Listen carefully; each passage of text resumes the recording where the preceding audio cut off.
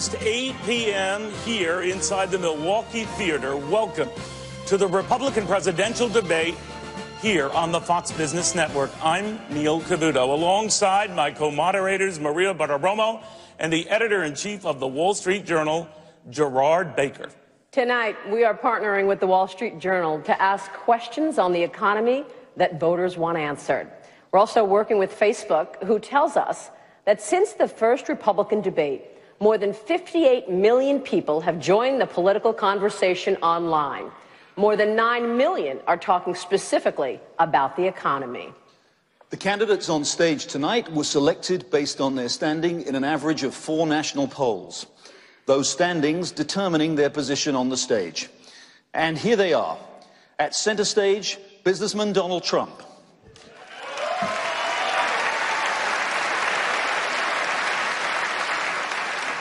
Neurosurgeon Dr. Ben Carson.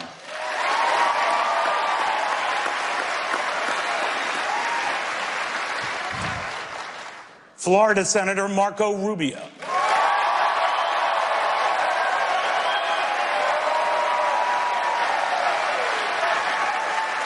Texas Senator Ted Cruz.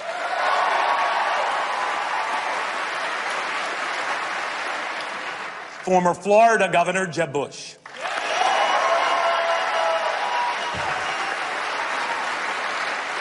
Businesswoman Carly Fiorina.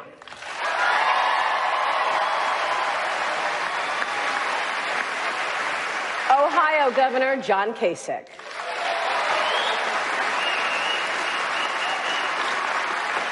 And Kentucky Senator Rand Paul.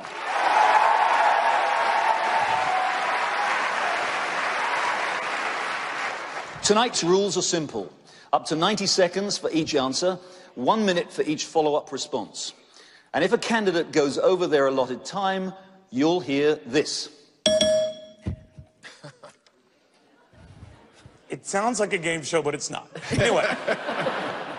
Now, I would be remiss if I did not acknowledge the elephant in the room, and I'm not talking about your party's fine symbol. I'm talking about the purpose of tonight's debate, the economy and what each of you would do to improve it, no more, no less. We are focused on those issues and what you have said on those issues in your words and what your opponents have said in their words about your words. That is the agenda tonight. How each of you plans to make America better tomorrow. And so we begin. Candidates, as we gather tonight in this very august theater, just outside and across the country, picketers are gathering as well. They're demanding an immediate hike in the minimum wage to $15 an hour. Just a few hours ago, New York Governor Andrew Cuomo proposed doing the same for all state workers, the first governor to do so. Mr. Trump, as the leading presidential candidate on this stage and one whose tax plan exempts couples making up to $50,000 a year from paying any federal income taxes at all, are you sympathetic to the protesters' cause, since a $15 wage works out to about $31,000 a year? I can't be, Neil. And the reason I can't be is that we are a country that is being beaten on every front, economically, militarily. There is nothing that we do now to win. We don't win anymore.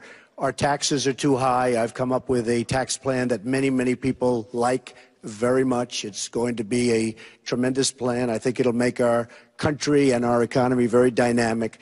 But taxes too high, wages too high, we're not going to be able to compete against the world. I hate to say it, but we have to leave it the way it is. People have to go out, they have to work really hard, and they have to get into that upper stratum. But we cannot do this if we are going to compete with the rest of the world. We just can't do it. So do not raise the minimum wage. I would not raise the minimum. Dr. Carson, you have long... Thank you. Dr. Carson, you have long bemoaned this lackluster recovery, and this Facebook map shows that Americans share your concern. The green represents how the jobs issue is resonating all across this nation, especially here in the state of Wisconsin. You've suggested one minimum wage does not fit all, and that perhaps we should offer a lower or starter wage for young people. Those protesters outside are looking for $15 and nothing less. Where are you? Well, first of all, delighted to be here. My family's here, and my little granddaughter, who's 3 years old, said she wanted to come to the debate. So this is very cool. As far as the minimum wage is concerned, people need to be educated on the minimum wage. Every time we raise the minimum wage, the number of jobless people increases. It's particularly a problem in the black community.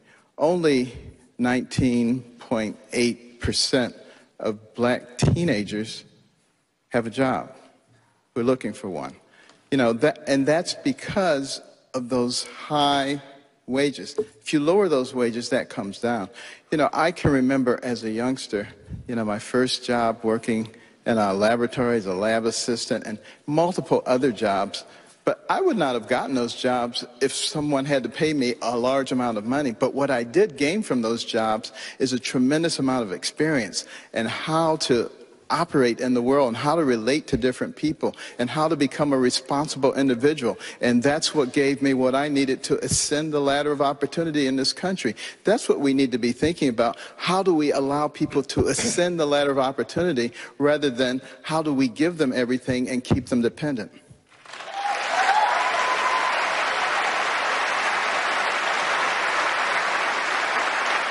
So, sir, just to be clear, you would not raise it? I would not raise it.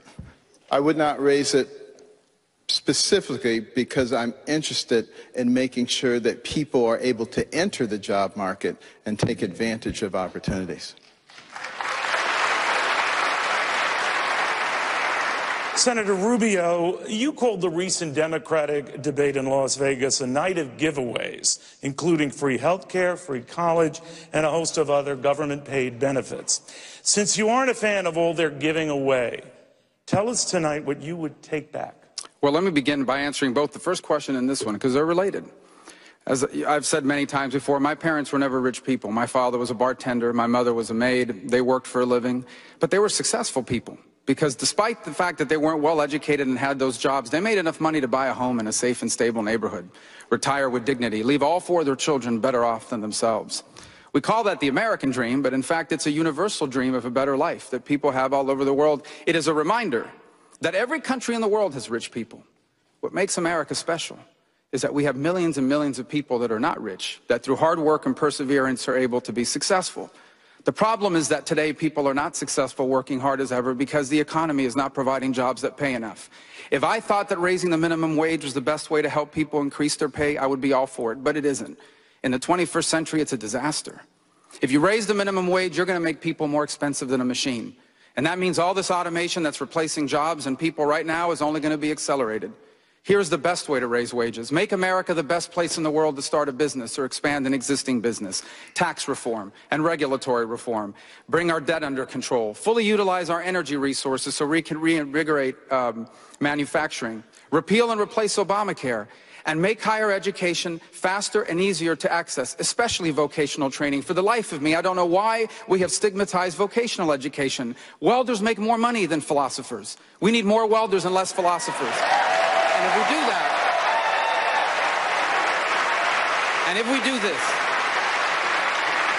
do this, we will be able to increase wages for millions of Americans, and we will be able to leave everyone better off without making anyone worse off. Thank you, Senator Rubio.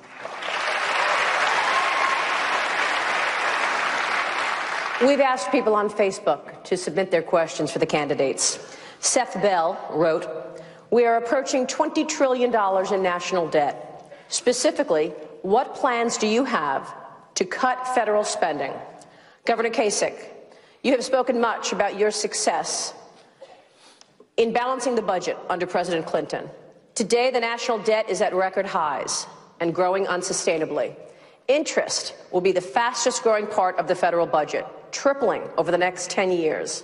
Social Security, the lifeline of millions of American seniors, is rushing toward insolvency. With all of the tax plans presented tonight, estimated to cost anywhere between $2 and $12 trillion over a decade. What specific steps will you take to balance the budget? First of all, let me just say that in the state of Ohio, and I'm the only acting executive on this stage today, we do have a moderate increase in the minimum wage. And I got to tell you, my father carried mail on his back. His father was a coal miner. He died of black lung. He was losing his eyesight. My mother's mother lived with us. She could barely speak English. I come from a town where if the wind blew the wrong way, people found themselves out of work. And economic theory is fine, but you know what? People need help. Now, I have a plan that, in fact, would cut taxes, but not 11 or $12 trillion, that would put my children further in debt.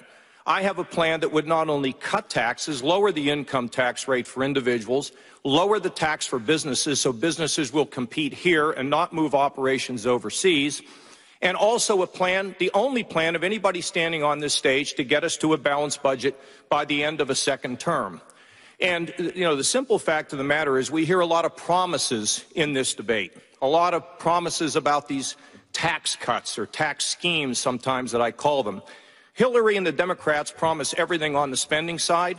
We've got to be responsible about what we propose on the tax side. Yes, lower taxes, lower spending. My website, johnkasich.com, will show you exactly how we balance the budget. I balanced the budget in Washington as a chief architect, and I have balanced it in Ohio for one reason. When you balance the budget and you cut taxes, people get work. And our most important moral purpose as leaders in the political system is to make sure we create an environment for job creation so people can live their dreams and realize their God-given potential. That's why it's so important. And for those at the bottom, we've got to do what we can to train them so they can move up. But to just look the other way is not acceptable, because you know what? As the governor of Ohio, I have to deal with real challenges, and we've gotten it done in our state, and I will do it for America. Did you want to name any specific steps, sir? Sure. We would move the Medicare system from a 7% growth down to about a 5% growth. And I have a whole series of ways to do that. In Ohio, we reduced Medicaid funding for the poor from 10% to 2.5%, didn't cut one benefit, or didn't take anybody off the rolls. Why? Because we're innovators. I've been an innovator my entire career, and I really don't care what special interests or lobbyists have to say. I have a job to do when I take over a public office. Now, we freeze non-defense discretionary for 8 years. We also put an increase in defense spending. Our tax cuts balance out, and at the end of the day, we will get to a balanced budget. And I want everybody here to know, when I was Budget Committee Chairman in Washington, I stepped on every toe in that town, and we got to a balanced budget, and we had enormous job growth. And as governor of Ohio, we went from 350,000 lost jobs to a gain of 347,000 jobs. I'll do it in Washington. I've done it twice. I'll do it thrice for the United States of America.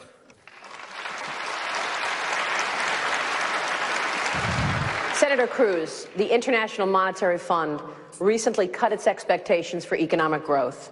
Many economists expect a recession to hit the U.S. within the next year due to the weakening of manufacturing.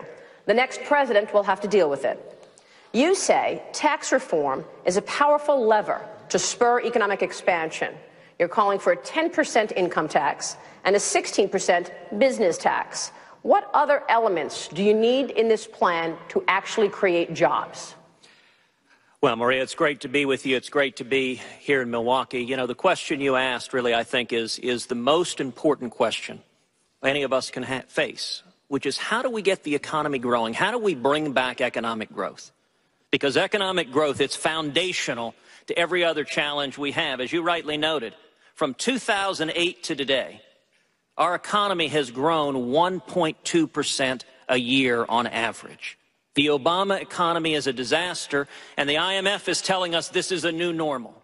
It doesn't have to be. If you look at the history of America, there are 3 levers that government has had to facilitate economic growth. The first is tax reform, and as you noted, I have rolled out a bold and simple flat tax, 10% for every American, that would produce booming growth and 4.9 million new jobs within a decade. The second element is regulatory reform, pulling back the leaders that have descended like locusts on small businesses. And the third element is sound money. Every time we pursued all three of those, whether in the 1920s with Calvin Coolidge, or the 1960s with JFK, or the 1980s with Ronald Reagan, the result has been incredible economic growth. We have done it before, and with leadership, we can do it again. Thank you, sir. Excuse me. Governor Bush. Yeah. I would like to make a comment. You've already made two comments, John. It's my turn. We have more questions for you, Governor Kasich, coming up. We have more questions for you, Governor Kasich. I got about 4 minutes point, last debate. I'm going to get my question right now. I appreciate it, Jeb. I'm all for you. But I want at some point talk about a value-added tax and $11, $12 trillion tax cuts that will put our kids way deeper in the hole than they have been at this point. So I'd like to talk about it at some point, because that's what leadership is. We will certainly get to that. Governor Bush. Yeah. Almost 40% of Americans are without a job and are not looking. Many have given up. That's what the participation rate tells us. You've said your policies will drive the economy back to 4% growth, which we haven't seen since the year 2000. What specific regulations would you change, and how will that lead to jobs and growth? First of all, we could get to 4% growth. The new normal of 2% puts huge demands on government. The reason why we have structural deficits is that more and more people are relying on government, and the growth that we don't have makes the deficit grow. A 4% growth strategy starts with tax reform. And the proposal that I've laid out is the one the Wall Street Journal editorial board has said is the most pro-growth of all the proposals out there. We eliminate a lot of deductions and cut the rates down, a corporate rate of 20%, which puts us 5% below that of China, and allows us full expensing of investing. It would create an explosion of investment back into this country, creating higher wage jobs. And so that's part of it. On the regulatory side, I think we need to repeal every rule that Barack Obama has in terms of work in progress. Every one of them. And start over. For those that are already in existence, the regulation of the internet, we have to start over, but we ought to do that. The Clean Power Act, we ought to repeal that and start over on that. The Waters of the United States Act, which is going to be devastating for agriculture and many industries, we should repeal that. We should repeal the rules because the economic costs of this far exceed the social benefit. And if we're serious about being serious about high growth, then we have to recognize that small businesses right now, more of them are closing than are being set up. Hillary Clinton has said that Barack Obama's policies get an A. Really? 1 in 10 people right now aren't working or have given up altogether, as you said.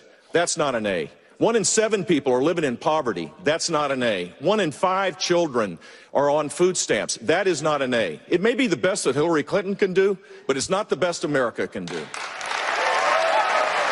Thank you, sir.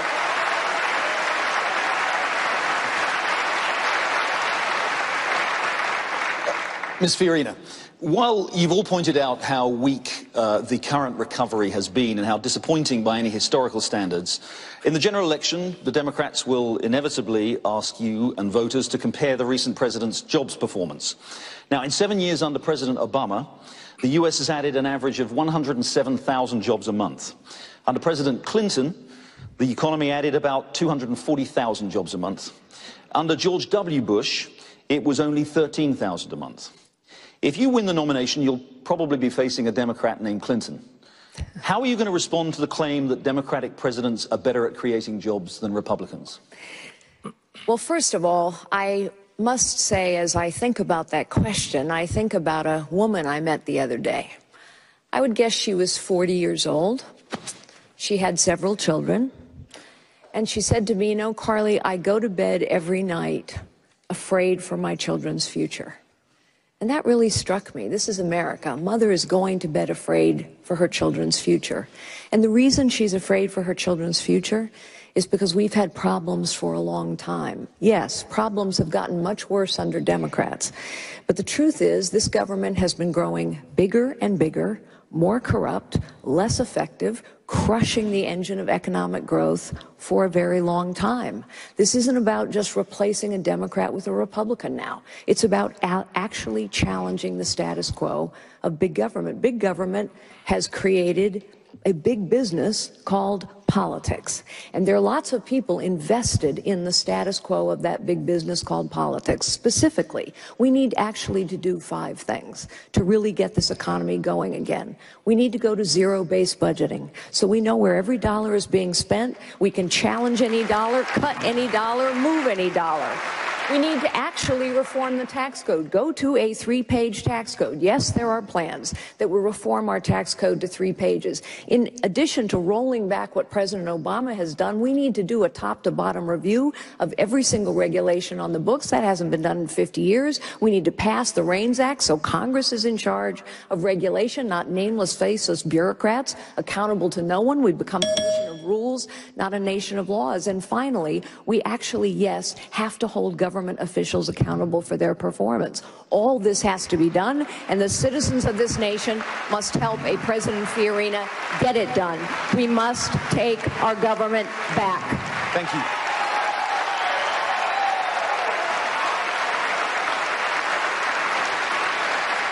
Thank you. Senator Paul, income inequality has been rising in the United States. 50 years ago, for example, the average CEO of a big corporation in this country earned 20 times the average salary of one of his or her workers. Today, that CEO earns about 300 times the average salary of a worker. Does it matter at all that the gap between the rich and everyone else is widening? Absolutely, and I think that we ought to look where income inequality seems to be the worst. It seems to be worst in cities run by Democrats, governors of states run by Democrats, and countries currently run by Democrats. So the thing is, let's look for root causes. But I would also lay some blame at the feet of the Federal Reserve. I think the Federal Reserve has made this problem worse. By artificially keeping interest rates below the market rate, average ordinary citizens have a tough time earning interest, have a tough time making money. They're actually talking now about negative interest. The money as it's created through quantitative easing or other means tends to start out in the big banks in New York. And because we're now paying interest for them to keep the money there, much of that money has not filtered out into the economy. So what we're finding is there is increasing income disparity and income inequality. We also find that as the Federal Reserve destroys the value of the currency, what you're finding is that if you're poor, if you make $20,000 a year and you have 3 or 4 kids and you're trying to get by, as your prices rise or as the value of the dollar shrinks, these are the people that are hurt the worst. So really we need to re-examine whether we want a Federal Reserve that's involved so much in determining interest rates. We also need to look at root causes as to what caused the housing boom and the housing collapse. But the bottom line is, if you want less income inequality, move to a city with a Republican mayor or a state with a Republican governor. Thank you, sir. All right, we're only just getting started. Coming up, your taxes. In the Republican presidential debate, let's get right back to our questions. Dr. Carson, to you.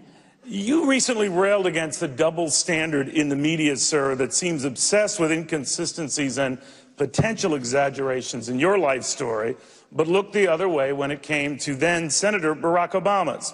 Still, as a candidate whose brand has always been trust, are you worried your campaign, which you've always said, sir, is bigger than you, is now being hurt by you? Well, first of all, thank you for not asking me what I said in the 10th grade. I appreciate that.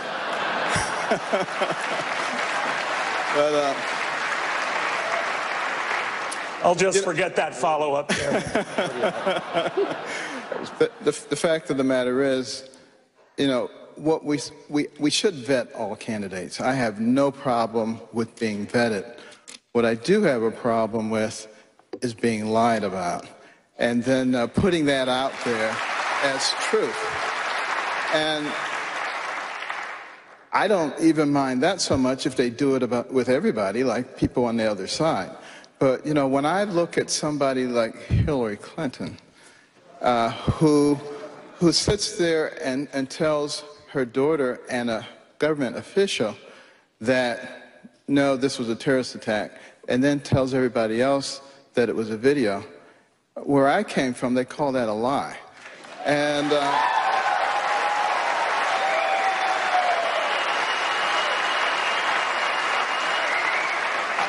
I think that's very different from, somebody misinterpreting when I said that I was offered a scholarship to West Point. That's the words that they use. But I've had many people come and say the same thing to me. That's what people do in those situations. We have to start treating people the same and finding out what people really think and what they're made of. And people who know me know that I'm an honest person. Thank you, Dr. Carson.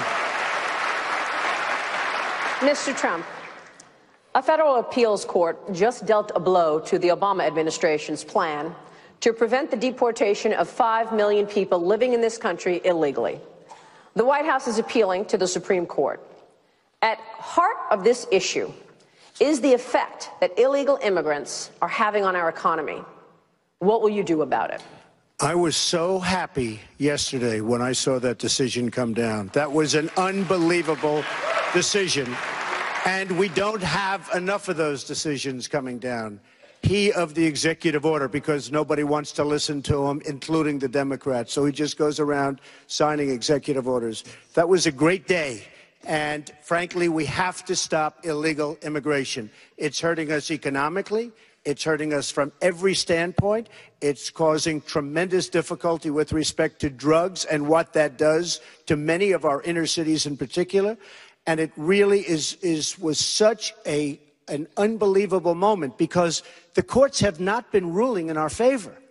And it was a 2-to-1 decision, and it was a terrific thing that happened. And I will tell you, we are a country of laws. We need borders. We will have a wall. The wall will be built. The wall will be successful. And if you think walls don't work, all you have to do is ask Israel. The wall works, believe me, properly done. Believe me.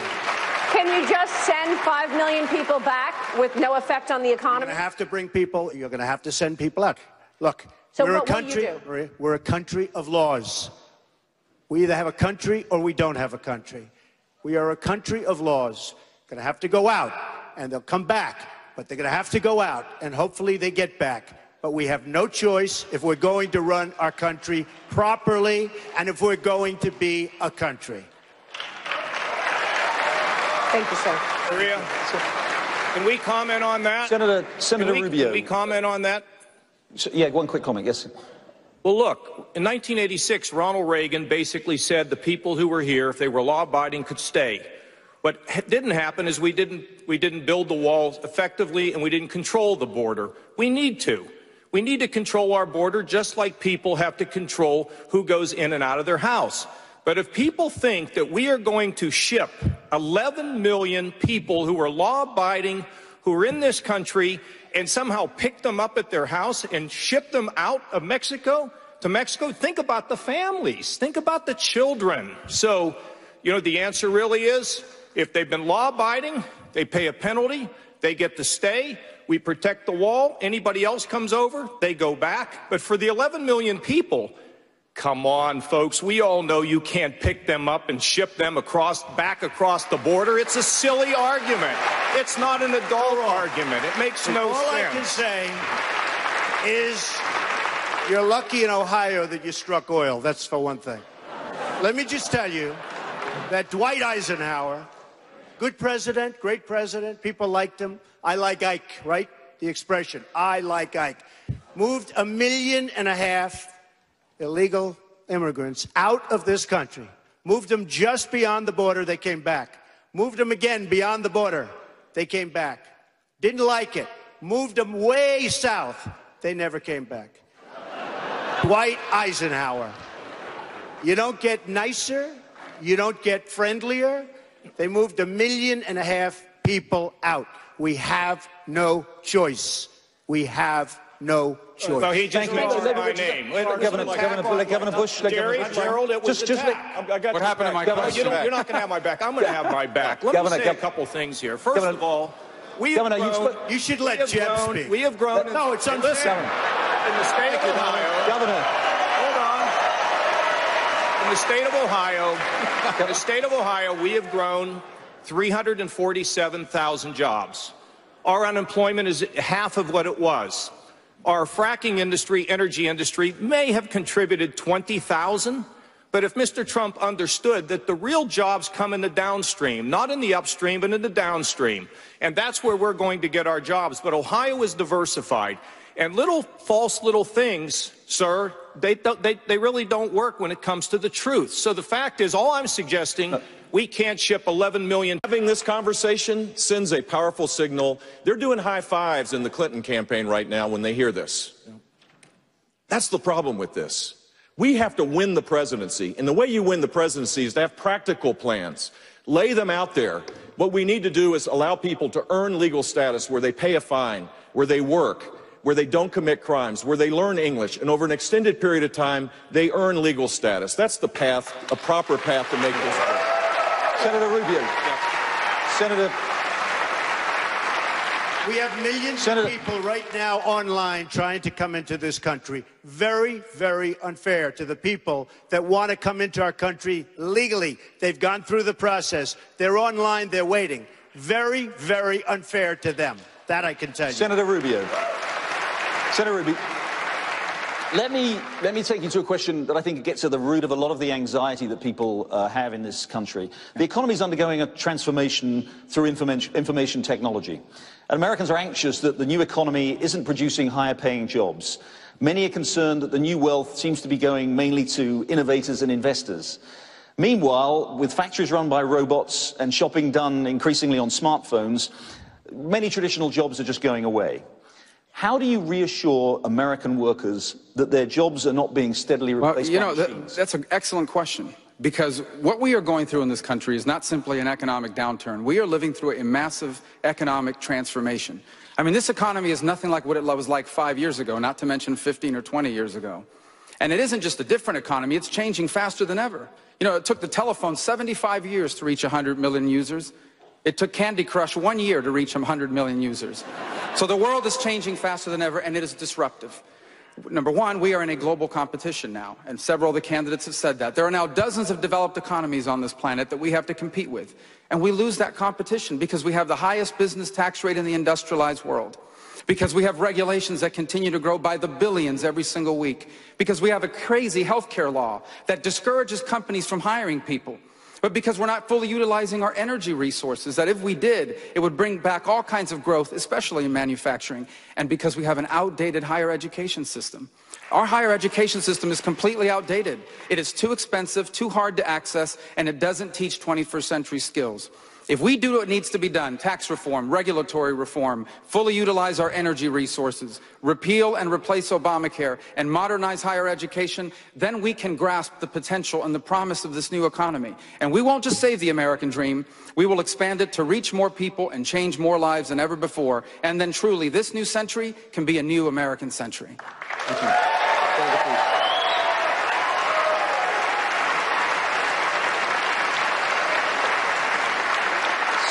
Senator Cruz, entitlements. You've argued for raising the retirement age and reducing benefits for future retirees. But reducing any sort of benefits for the elderly has always been notoriously hard to do politically. When Speaker Paul Ryan proposed replacing traditional Medicare with federally funded private plans a few years ago, a Liberal group responded with a commercial that featured a granny being pushed off a cliff. What's going to be different this time? Well, my mom is here, so I don't think we should be pushing any grannies off cliffs. And you misstated what I've said on entitlement reform. What I've said is for seniors, we should make no changes whatsoever. For younger workers, we should gradually raise the retirement age. We should have benefits grow more slowly, and we should allow them to keep a portion of their taxes in a personal account that they control and can pass on to their kids. I said for future retirees, as you said. Now, I want to go back to the discussion we had a minute ago because, you know, what was said was right. The Democrats are laughing. Because if Republicans join Democrats as the party of amnesty, we will lose. And, you know, I understand that when the mainstream media covers immigration, it doesn't often see it as an economic issue. But I can tell you, for millions of Americans at home watching this, it is a very personal economic issue. And I will say the politics of it would be very, very different if a bunch of lawyers or bankers were crossing the Rio Grande, or if a bunch of people with journalism degrees were coming over and driving down the wages in the press.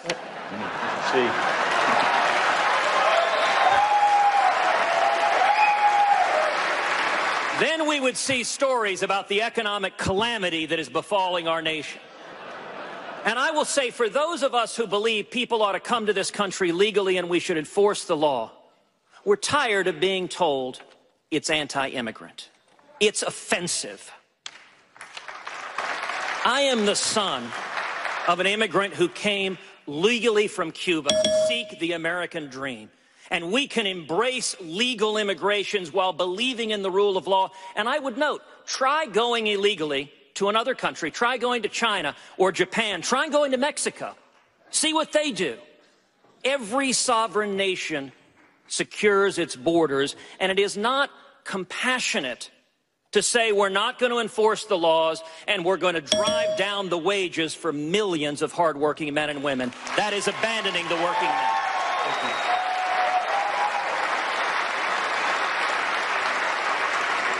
We go back to Facebook. Dwayne Wesley Cato asks on Facebook, how do we get rid of regulations choking our businesses? Ms. Fiorina, specifically under the President's Affordable Care Act, employers with 50 or more employees are required to offer health insurance or be fined. Many are opting to pay the fine. Others are cutting back employee hours to duck the law altogether. What specific ways will you alleviate the pressure on small business? Well, first, Obamacare has to be repealed because it's failing. It's failing the very people it was intended to help, but also it is crony capitalism at its worst. Who helped write this bill? Drug companies, insurance companies, pharmaceutical companies, and every single one of those kinds of companies are bulking up to deal with big government. See, that's what happens.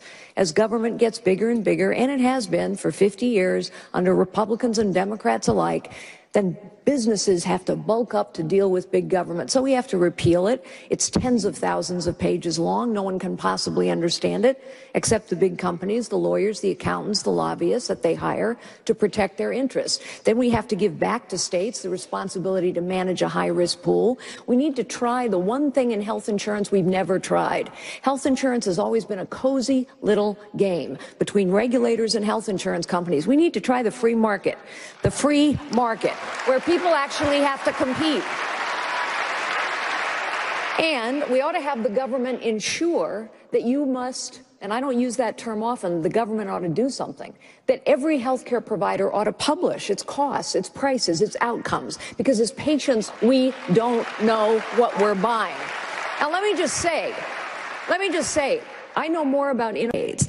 The truth is, the secret sauce of America is innovation and entrepreneurship. It is why we must cut our government down to size and hold it accountable. It's why we have to take our government back, because innovation and entrepreneurship is crushed by the crushing load of a 73,000-page tax code. It is crushed by a regulatory thicket that is so vast we don't even know what's in it anymore. It is crushed as well by government bureaucrats who don't do their jobs very well and who are not held accountable, which is why I've said we've got to take our government back. And to do that, we have to know where every dollar is being spent and be able to move any dollar. We have to hack through this regulatory thicket, repeal so much, but also know what's in that regulatory thicket. We don't even know what regulations have been passed. Third, we need to build a meritocracy, as Scott Walker, by the way, is trying now to do in Wisconsin. And finally, we need to get to a 3-page tax code. And yes, that plan exists. Just to be clear, you want to repeal Obamacare. But what's the alternative? I'm sorry, I can't hear you. Just to be clear, you said you would repeal Obamacare. Absolutely. But what is the alternative? And how does that help small business? We need to give the alternative is to allow states to manage high-risk pools for those who really need help. Look, I'm a cancer survivor. Okay? I understand that you cannot have someone who's battled cancer just become known as a pre-existing condition. I understand that you cannot allow families to go bankrupt if they truly need help. But I also understand that Obamacare isn't helping anyone. We're throwing more and more people into Medicaid, and fewer doctors are taking those payments. The point is, Obamacare is crushing small businesses. It is not helping the families it was intended to help. So let us allow states to manage high-risk pools. Let us try the one thing in health insurance we've never tried, the free market. Let us ensure that as patients and customers, we have the information to shop wisely for our health care. All right, thank you all very much. We're going to take a break here. Coming up, a big issue many Americans are facing. Taxes. The Republican presidential debate continues now. The Republican presidential debate live from Milwaukee. Let's get back to the questions, and we want to touch on, obviously, one of the biggest of this issue in this year, taxes. And this will go to several of you. One of the biggest economic concerns, of course, in the country are taxes. Facebook data certainly backs that up. Once again, the green on this map that we're going to see here shows how the conversation around taxes is resonating across the nation, especially here in Wisconsin. First off, Dr. Carson, to you, you say you are in favor of a tax system, I guess akin to tithing, sir, with a flat tax rate of up to 15%, because you said, if everybody pays this, I think God is a pretty fair guy, so tithing is a pretty fair process. But Donald Trump says that is not fair, that wealthier taxpayers should pay a higher rate because it's a fair thing to do. So whose plan would God endorse then, Doctor? Yours or Mr. Trump's? Well, you know, when I say tithing, I'm talking about the concept of proportionality. Right. Everybody should pay the same proportion of what they make. You make $10 billion, you pay $1 billion. You make $10, you pay $1. You get the same rights and privileges. I don't see how anything gets a whole lot fairer than that. But you also have to get rid of all the deductions and all the loopholes, because that's the thing that tilts it in one direction or another. And you have to set the rate at an appropriate level. Now, I will say that there are a lot of people who say if you get rid of the deductions, you ruin the American dream because, you know, home mortgage deduction. But the fact of the matter is, people had homes before 1913 when we introduced the federal income tax, and later after that started deductions. And they say there'll be no more charitable giving. We had churches before that and charitable organizations before that. The fact of the matter is, I believe if you put more money in people's pockets, that they will actually be more generous rather than less generous. And it's the money that they earn. And the other thing is, I do care about the poor people, and in the system that we're putting together, there will be a rebate for people at the poverty level. But I also want to emphasize the fact that as we get the economy moving, and I hope I get a question about how do we get the economy moving, there will be a lot more opportunities for poor people not to be poor people. Because this is America. This is the land of dreams. And our policies should be aimed at allowing people to realize that dream. Thank you very much. Senator Paul, you said you want to blow up the tax code and start over with an across-the-board 14.5% fair and flat tax. You happily offer that it is not revenue neutral, and that's the idea. You want to choke off the amount of money coming into Washington. But don't you risk creating a near-term budget crisis, just as your presidency would be beginning? Well, it's a great question, Neil, and thanks for including me in the tax debate. I think what's important about the tax debate is that we have to ask the question, where is money best spent? In the private sector and the government sector. I want a government really, really small. So small you can barely see it. So I want lower taxes and much more money in the private sector. My tax plan, however, is the only tax plan among any of the candidates on the stage that is part of a balanced budget plan. I put forward 3 plans that actually balance the budget over a 5-year period. Each of these plans have details on exactly where we'd cut. The question came up earlier, where would you cut? Nobody likes to say where they would cut. I've put pencil to paper and done 3 budgets that actually balance. I'm also in favor of a plan called the penny plan, where we'd just cut 1% across the board, and that budget actually balances in less than 5 years. So I think what's extraordinary about my tax plan is it is in the context of balancing the budget. What's also extraordinary about my tax plan is it gets rid of the payroll tax. Democrats demagogue this issue to death. And when they do, they say, oh, a millionaire would get a bigger tax cut than someone making $10,000. That's proportionality, as Ben's trying to explain to folks. But the thing is if we get rid of the payroll tax, everybody's going to get a tax cut. And this is something that I think the public at large will support and could win an election. There are no deductions under your plan? Ours is 14.5% for corporations, 14.5% for individuals, no payroll tax for the employee, the business tax pays for Social Security, and there would be 2 remaining deductions, home mortgage and charity. Thank you, Senator. Thank you.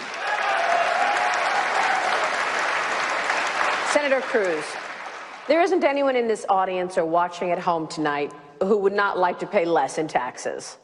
Most people just want a fair shake, and they don't want their money to be wasted. But explain how your plan works. How can you cut taxes as much as you propose without running up debt and deficits? Well, sure, and you put your finger on what the problem is. The current system isn't fair. Washington is fundamentally corrupt. There are more words in the IRS code than there are in the Bible. And not a one of them is as good. Every one of them reflects a carve-out or a subsidy, and it's all about empowering the Washington cartel. My simple flat tax says that for a family of 4, for the first $36,000 you earn, you pay no taxes whatsoever. No income taxes, no payroll taxes, no nothing. Above that, every American pays 10% across the board, a flat, fair tax, which means that no longer do you have hedge fund billionaires paying a lower tax rate than their secretaries.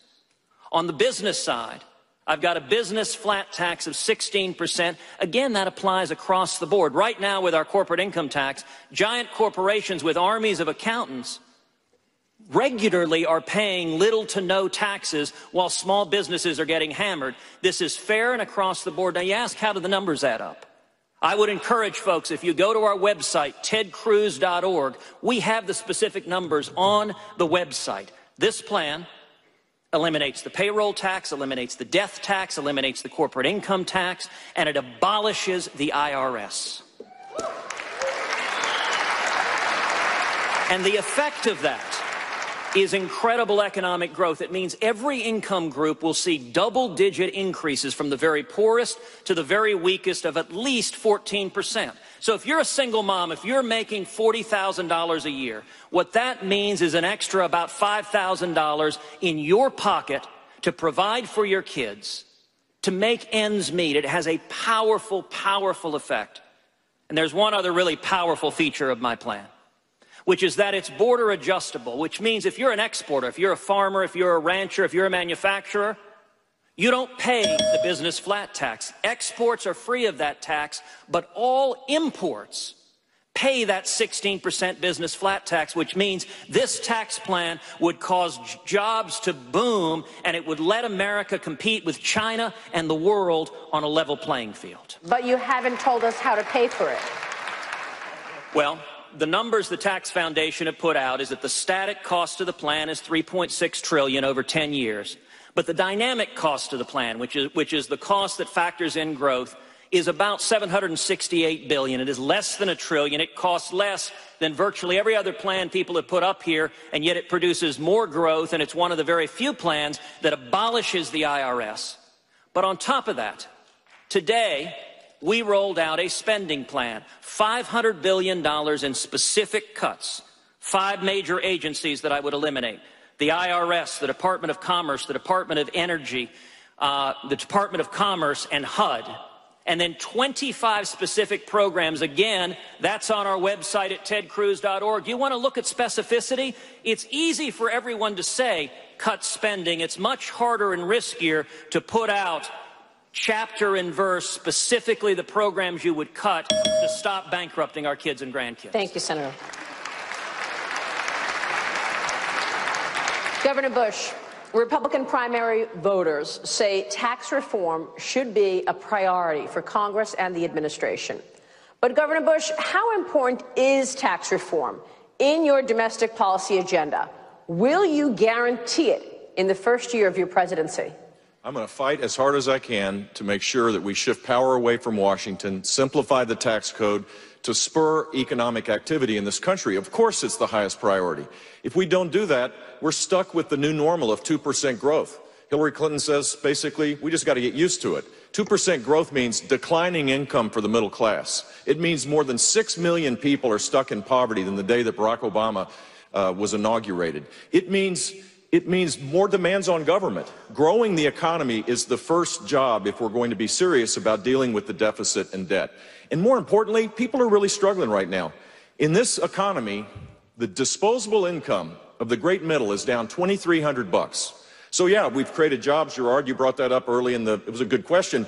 Jobs are being created, but they're lower income jobs than the jobs that were lost. And the net effect of this is we need to jumpstart the economy. I think of Jonathan and Reagan Love, who are supporters of mine. Jonathan has been deployed by the National Guard. He's in Oklahoma. Reagan Love, by the way, pretty great name, I think, is a teacher. If they had this tax cut, what they told me was that $2,300 of money in their pocket, they would go back to South Carolina and start a business. Imagine what it would be like, instead of having more businesses closed than started, we had it the exact opposite. We would grow our economy, and the government would get the revenue necessary to make things better. Hillary Clinton's approach to this is more top-down, more regulation, more taxes, more government, and it will destroy our economy. Thank you. Thank you, Governor.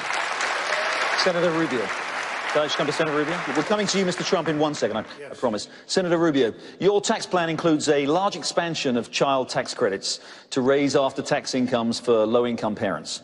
A similar tax credit that you previously proposed in the Senate was estimated to cost as much as $170 billion a year, according to the Tax Foundation. Isn't there a risk that you're just adding another expensive entitled program to an already overburdened federal budget? The most important job I'm ever going to have, the most important job anyone in this room will ever have, is the job of being a parent. Not the job of being president, or the job of being a senator, or the job of being a congressman. The most important job any of us will ever do is the job of being a president, because the most important institution in society is the family.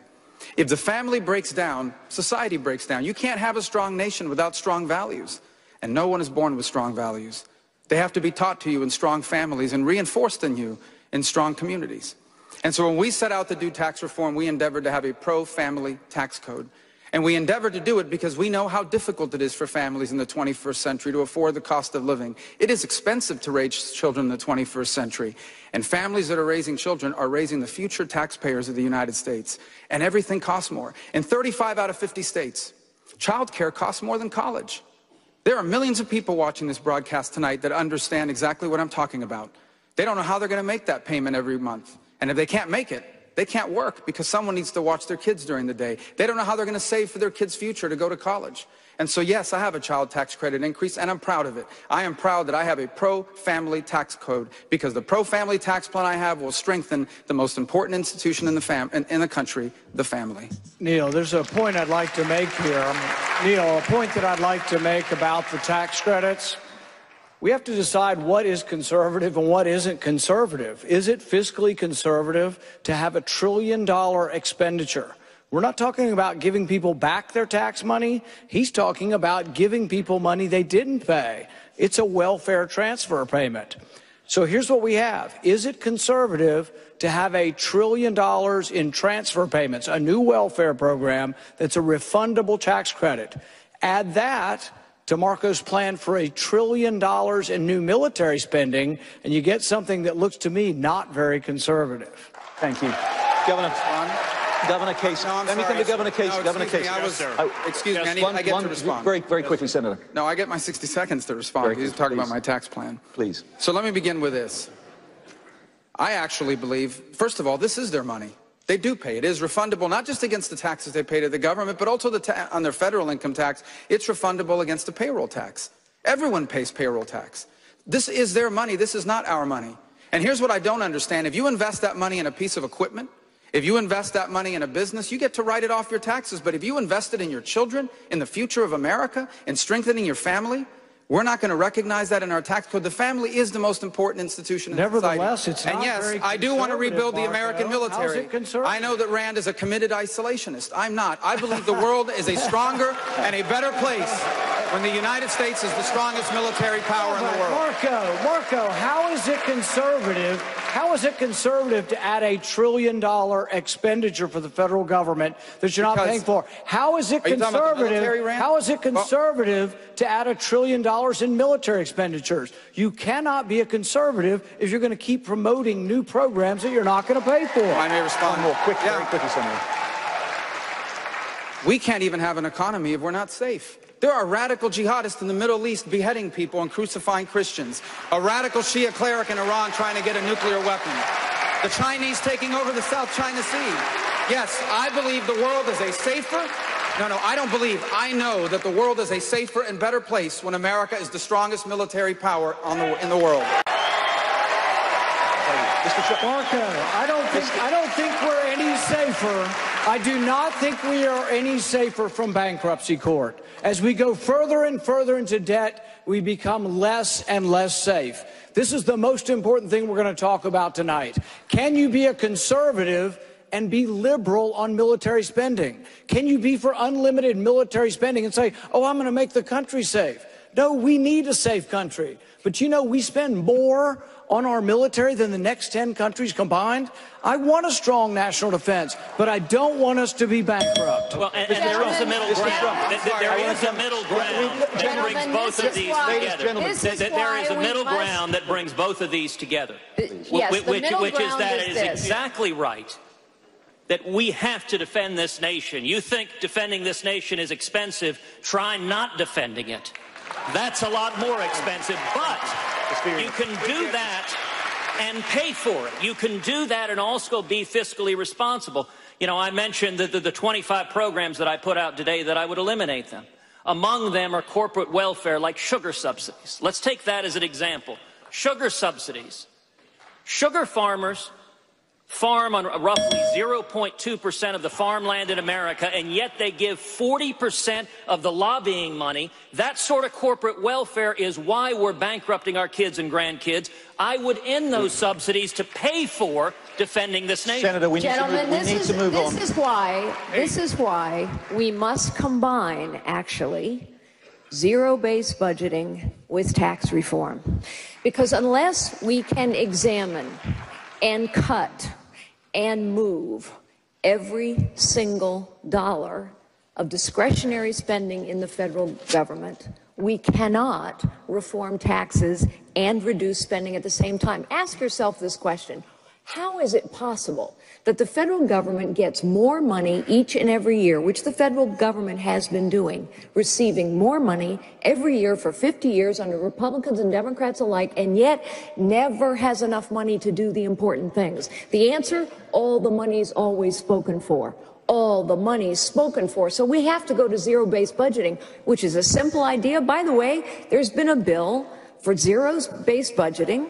It exists. It can be voted on.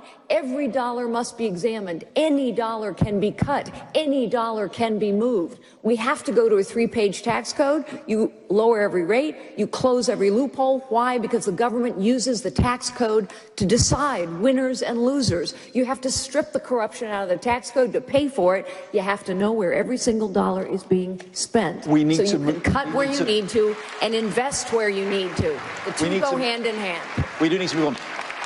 Mr. Trump, the U.S. has just... if I might, very quickly. We have to make our military bigger, better, stronger than ever before so that nobody messes with us, and in the long run, it's going to save us. I agree with Marco. I agree with Ted. We have no choice. And I can say this with certainty. We all have a different tax plan. Some I don't totally agree with.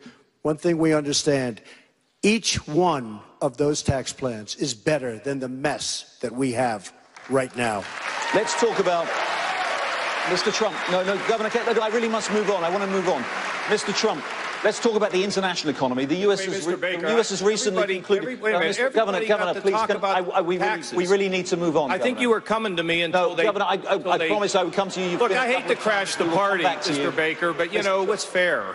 Yes, sir. Mr. Trump, can I ask you about the U.S. has just concluded an international trade agreement with 11 countries in the Pacific.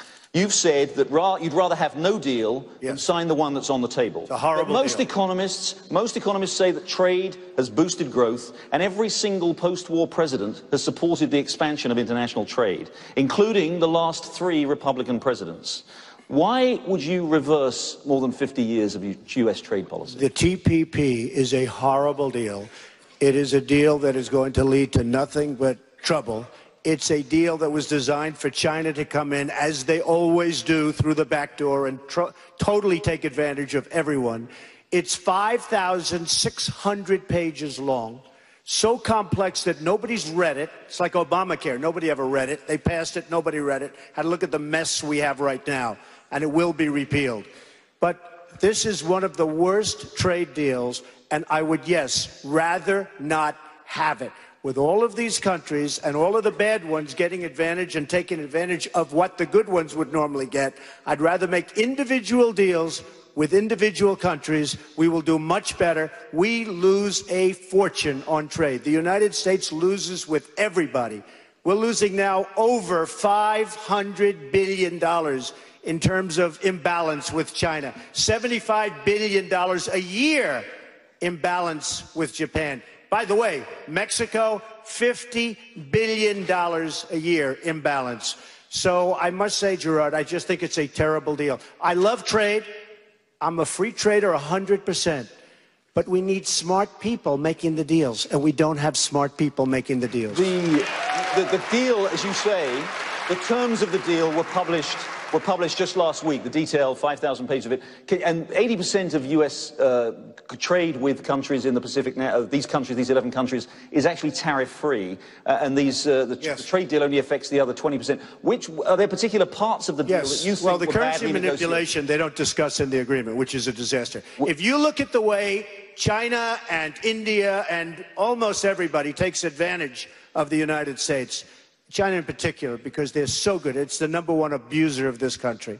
And if you look at the way they take advantage, it's through currency manipulation. It's not even discussed in the almost 6,000-page agreement. It's not even discussed. There was a separate, and as you understand, I mean, you understand very well from the Wall Street Journal, currency manipulation is the single great weapon people have. They don't even discuss it in this agreement. So I say it's a very bad deal, should not be approved. If it is approved, it'll just be more bad trade deals, more loss of jobs for our country. We are losing jobs like nobody's ever lost jobs before. I want to bring jobs back into this country. Hey, Gerard, you know, we might want to point out China's not part of this deal. Yeah. True. It's true. Yeah. That's right. That's right.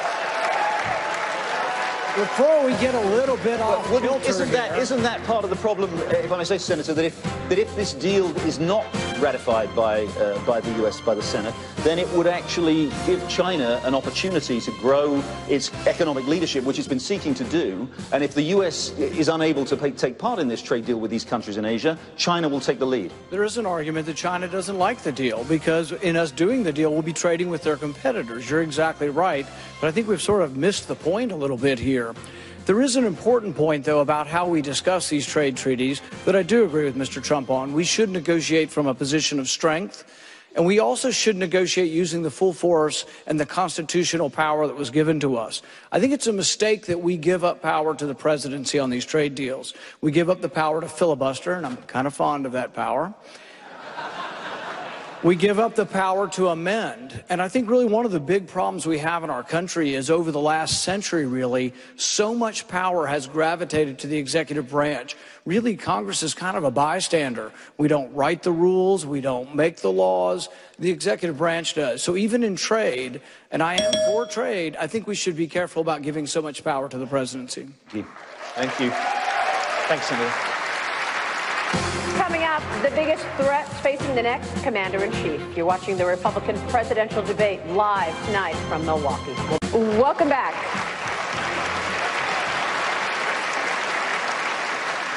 Welcome back to the Republican presidential debate. The candidates taking the questions you want answered. Also tonight, you can see what America is saying about the debate. Go to Facebook and type hashtag GOP debate into the search box. Now back to the questions.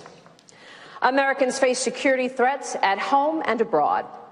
Last year, terrorist attacks rose 61%, according to the Institute for Economics and Peace, with the most deaths occurring in just 5 countries: Iraq, Afghanistan, Pakistan, Nigeria, and Syria. Dr. Carson, you were against putting troops on the ground in Iraq and against a large military force in Afghanistan.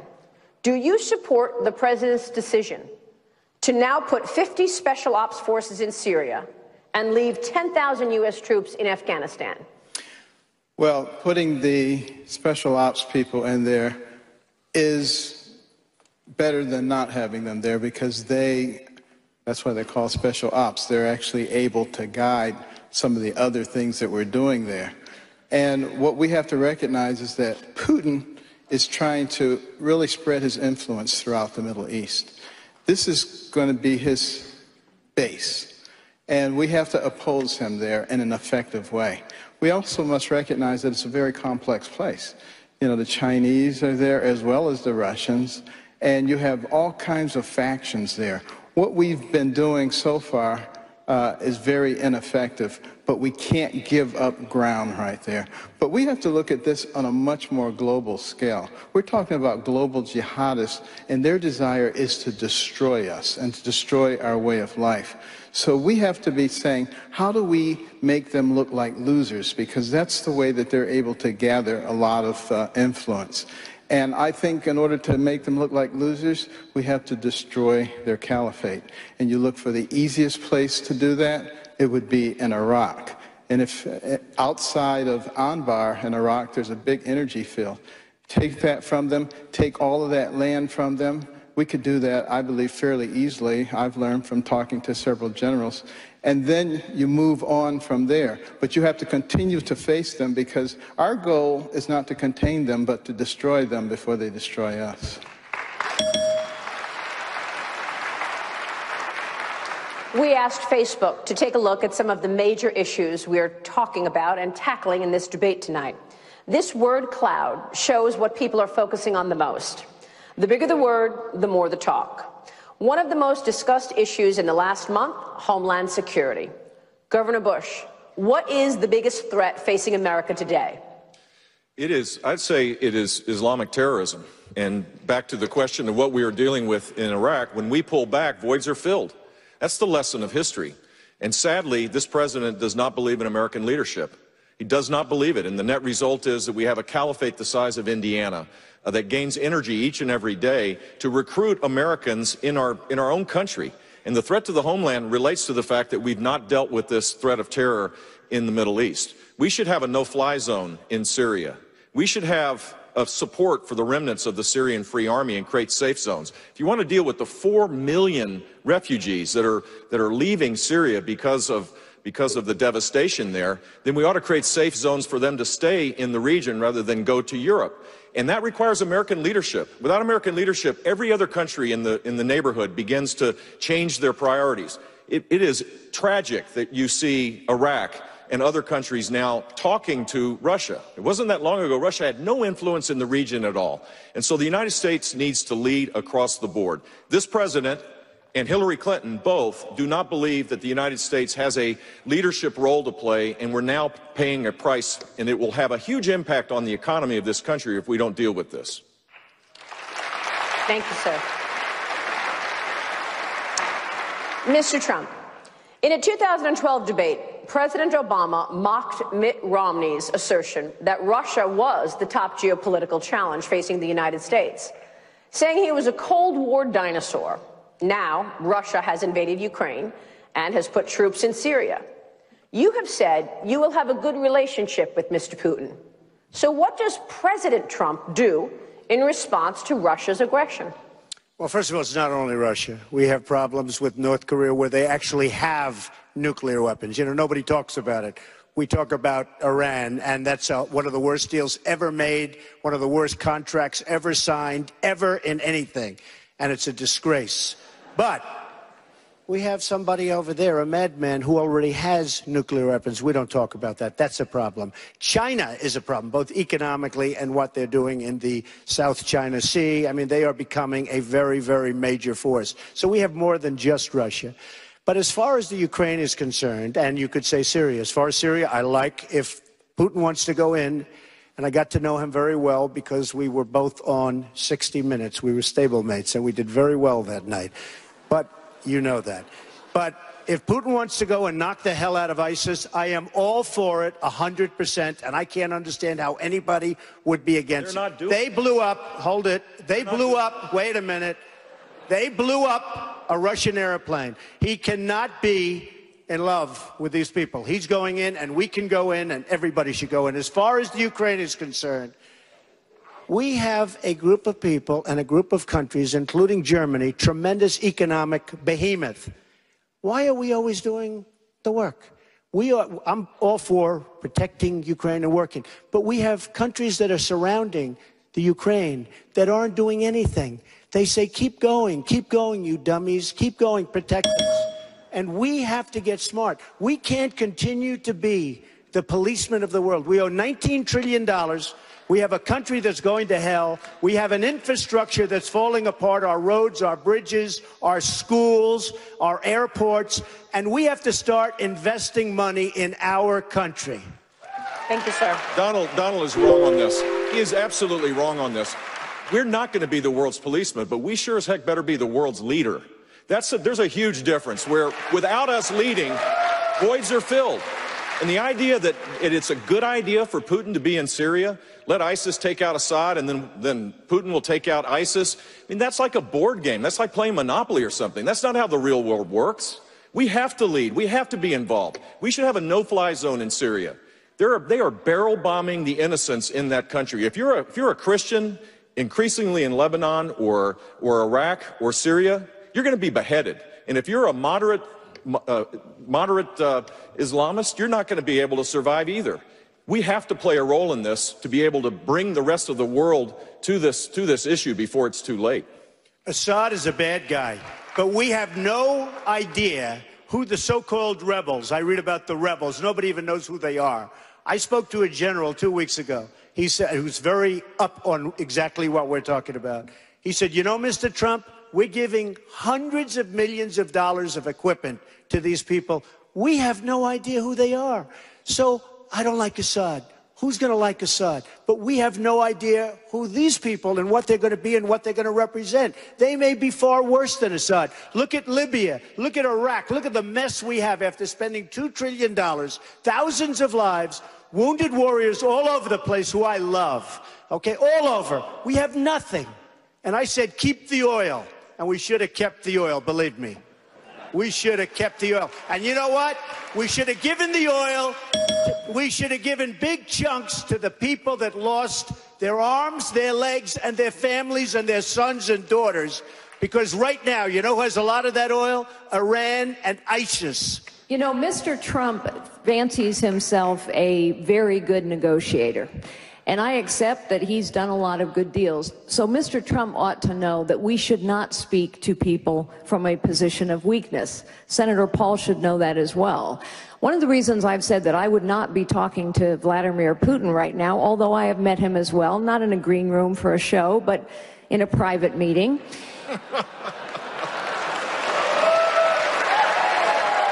One of the reasons I've said I wouldn't be talking to Vladimir Putin right now is because we are speaking to him from a position of weakness brought on by this administration. So I wouldn't talk to him for a while, but I would do this. I would start rebuilding the Sixth Fleet right under his nose, rebuilding the missile defense program in Poland right under his nose. I would conduct very aggressive military exercises in the Baltic states so that he understood we would protect our NATO allies and would-be allies. And I might also put in a few more thousand troops troops into Germany, not to start a war, but to make sure that Putin understands that the United States of America will stand with our allies. That is why Governor Bush is correct. We must have a no-fly zone in Syria because Russia cannot tell the United States of America where and when to fly our planes. We also have a set of allies. We have a set of allies in the Arab Middle East who know that ISIS is their fight. They have asked us specifically over and over again to support them. King Abdullah of Jordan, a man I've known for a very long time, has asked us for bombs and materiel. We have not provided it. The Egyptians are asking us to share intelligence. We are not, I will. The Kurds have asked us to arm them for 3 years. We're not, I would. The Egyptians, the Saudis, the Kuwaitis, the Bahrainis, the Emiratis, the Kurds, all of these people I know, by the way, understand ISIS is their fight, but they must see leadership, support, and resolve from the United States of America. And we must have the strongest military on the face of the planet, and everyone has to know it. Senator Paul. Now, Senator Paul, you have already said, sir, that would be a mistake in not talking to Vladimir Putin or to rule it out. You've argued that it's never a good idea to close down communication. With that in mind, do you think the same applies to administration efforts right now to include the Iranians in talks on Syria? I'd like first to respond to the accusation. I think it's particularly naive and particularly foolish to think that we're not going to talk to Russia. The idea of a no-fly zone, realize that this is also something Hillary Clinton agrees with several on our side with. You're asking for a no-fly zone in an area in which Russia already flies. Russia flies in that zone at the invitation of Iraq. I'm not saying it's a good thing, but you better know at least what we're getting into. So when you think it's going to be a good idea to have a no-fly zone of Iraq, realize that means you are saying we are going to shoot down Russian planes. If you're ready for that, be ready to send your sons and daughters to another war in Iraq. I don't want to see that happen. I think the first war in Iraq was a mistake. You can be strong without being involved in every civil war around the world. And how would you respond? Ronald Reagan was strong, but Ronald Reagan didn't. And Ronald Reagan walked away at Reykjavik. He walked away. He quit talking when it was time to quit talking. Can I finish with my time? Why does she keep interrupting everybody? Yeah. Boy, terrible. Yeah, I'd like to finish my response, basically. If I may respond. This is an important question. This is an incredibly important question. And the question goes to be, who do we want to be our commander-in-chief? Do you want a commander-in-chief who says something that we never did throughout the entire Cold War, to discontinue having conversations with the Russians? I'm not happy about them flying over there, but I'm not naive enough to say, well, Iraq has them flying over their airspace. We're just going to announce that we're shooting them down. That is naive to the point of being something you might hear in junior high, but it's scary. But if you're not going to respond in a no-fly zone strategy, what would yours be? The first thing I would do is I wouldn't arm our enemies. I wouldn't arm ISIS. Most of the people who want the no-fly zone also favored arming the allies of al-Qaeda, which became ISIS. That was the dumbest, most foolhardy notion, and most of the people up here supported it. They wanted to arm the allies of al-Qaeda. Some of them still do. That's how ISIS grew. We pushed back Assad, and ISIS was allowed to grow in the vacuum. So the first thing you do is don't arm your enemies. Well, I might just say and add to this. I need to add a couple points to this. The first is, I've never met Vladimir Putin, but I know enough about him to know he's a gangster. He's basically an organized crime figure that runs a country, controls a $2 trillion economy, and is using it to build up his military in a rapid way, despite the fact his economy is a disaster. He understands only geopolitical strength. And every time he has acted anywhere in the world, whether it's in Ukraine or Georgia before that, or now in the Middle East, is because he is testing a weakness. His calculation in the Middle East is that he's seen what this president has done, which is nothing. The president has no strategy. Our allies in the region do not trust us. For goodness sake, there's only one pro-American free enterprise democracy in the Middle East. It's the state of Israel. And we have a president that treats the prime minister of Israel with less respect than what he gives the Ayatollah in Iran. And so our allies in the region don't trust us. Vladimir Putin is exploiting that weakness. for purposes of edging the Americans out as the most important geopolitical power broker in the region. And we do have a vested interest. And here's why. Because all those radical terrorist groups that, by the way, are not just in Syria and in Iraq. ISIS is now in Libya. They are a significant presence in Libya and in Afghanistan and a growing presence in Pakistan. Soon they'll be in Turkey. They'll try Jordan. They'll try Saudi Arabia. They are coming for us. They recruit Americans using social media.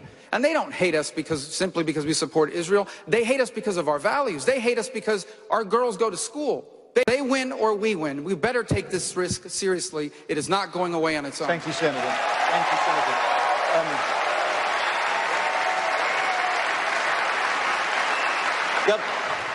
Governor Kasich, I want to ask you about China. In particular, hundreds of American companies have been subjected to cyber attacks from the Chinese military.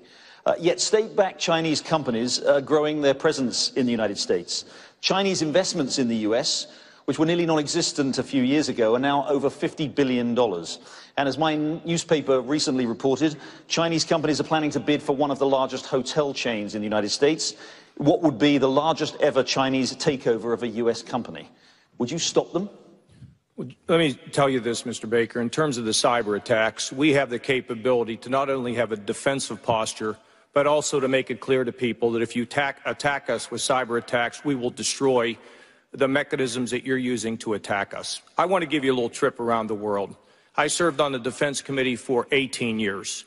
In the Ukraine, arm the people there so they can fight for themselves.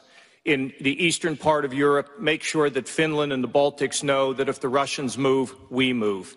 In Syria, yes, a no-fly zone in the north on the Turkish border, a no-fly zone on the south on the Jordanian border. Anybody flies in their first time, maybe they can fly out. They fly in there a second time, they will not fly out.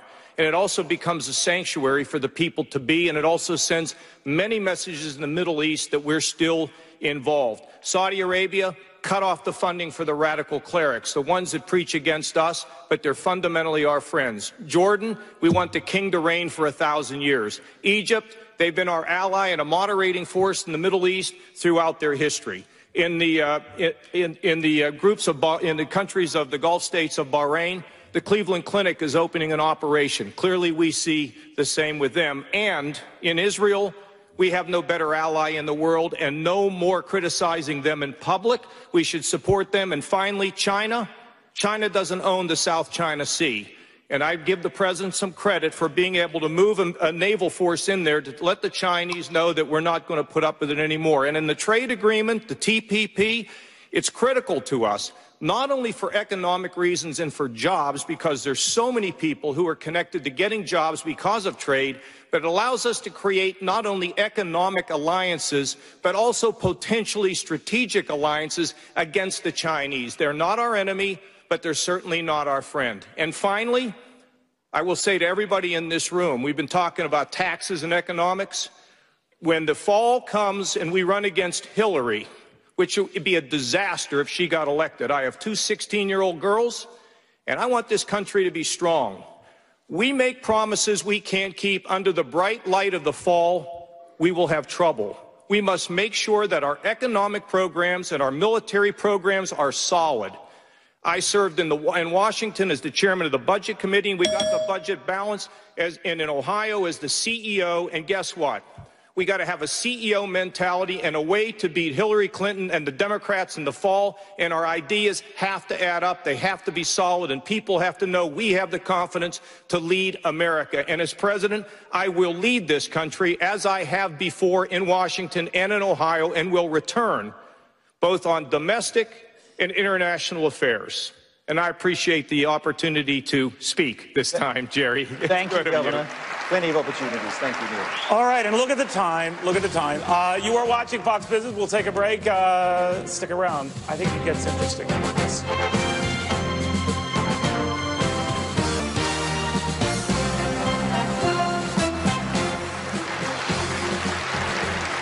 Welcome back to the Republican presidential debate, live from Milwaukee. Now, let's get straight back to the questions. Governor Bush. Governor, Hillary Clinton recently said that if we had another financial crisis like the one in 2008, she wouldn't bail out the banks. Would you? We shouldn't have another financial crisis. What we ought to do is raise the capital requirements so banks aren't too big to fail. Dodd-Frank has actually done the opposite, totally the opposite, where banks now have higher concentration of risk and assets, and the capital requirements aren't high enough. If we were serious about it, we would raise the capital requirements and lessen the load on the community banks and other financial institutions. This vast overreach has created a huge problem for our country, and Hillary Clinton wants to double down on that. I was in Washington, Iowa, about 3 months ago, talking about how bad Washington, D.C. is. It was, anyway, we had, I talked to a banker there. This is a bank that had $125 million of assets, 4 branches. Their compliance costs because of Dodd-Frank went from $100,000 to $600,000 in a 2-year period. The net effect of that is, and they had not one loan that went bad during the financial crisis. They knew their borrowers.